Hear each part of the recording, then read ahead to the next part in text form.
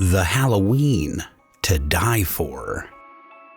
Reggie took out the packet of marshmallows and distributed it all around the group. They all took a stick and held the marshmallow above the campfire. Some of the people were discussing the new Pink Floyd concert, The Dark Side of the Moon. It was an exciting time in 1973. Their high school year was about to be over, and one of Reggie's friends, Alex, just got a new hot rod ride, and they wanted to take it out for a spin. That was how the whole camping trip idea came to be. Reggie wanted somewhere they can relax and not always have to think about camping and stuff. This felt like the perfect scenario for just that. The place was just a forest near their town, but none of them had ever been there late at night. Everyone was cozied up. Reggie felt like it was the perfect time to tell a spooky story, and he had one just itching to get out. He proposed the idea, and everyone immediately liked it. So they huddled around the campfire, and Reggie began narrating the story.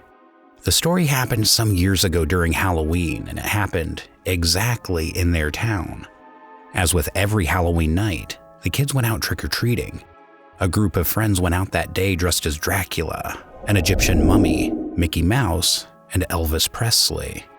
The group went out like any other group, going from door to door trick-or-treating. That was until they reached a sweet old man's house. The guy was new to the neighborhood and claimed to be an old veteran of war. He was about to give us candy, but the bowl he took was empty.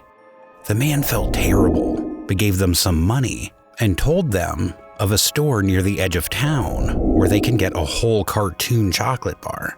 All of them were excited after hearing the news. A whole cartoon was way more than what their trick-or-treating basket could hold. But the eldest one, the one dressed as Elvis Presley, who was also babysitting the others, did not buy into the idea. But the kids protested a lot and wanted to at least check out if such a store even existed. Finally, Elvis had to give in and agreed to at least visit the place. The mentioned store was about a 30-minute walk from their neighborhood. The roads that reached there were empty and surrounded by dense forest. They even encountered a moose on the road. Finally, they reached the place. The whole vicinity was devoid of life, with barely enough light on the road. As they went near the store, they realized it was more of a warehouse than a shop. A few men were working behind the place who gave the kids a stern eye. Most of these people were just loading ships in a truck, and once they were done, they drove off. For some reason, none of the workers seemed to lock the place up. They barely even responded to the kids' inquiries. The place looked like it was an old logging cabin which was converted to store boxes. Most of the boxes were those hard wooden boxes used to ship across large distances. Yet, they couldn't find another worker there, nor any sign of chocolates.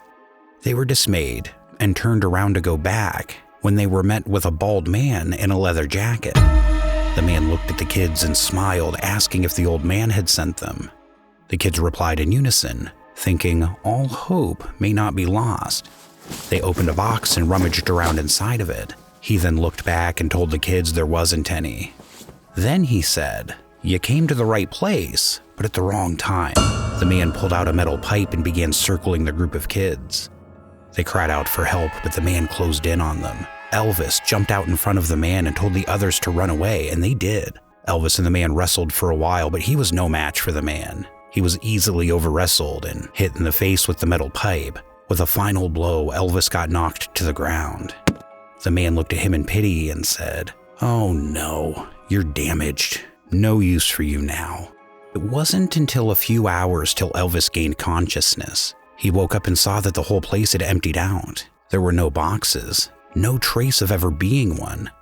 Elvis looked around and saw two big circles made of cardboard. The ears of Mickey Mouse. He went down the road to hitch a ride. After 5 minutes of running and asking for a ride, he finally got one. They went straight to the police station and informed what happened.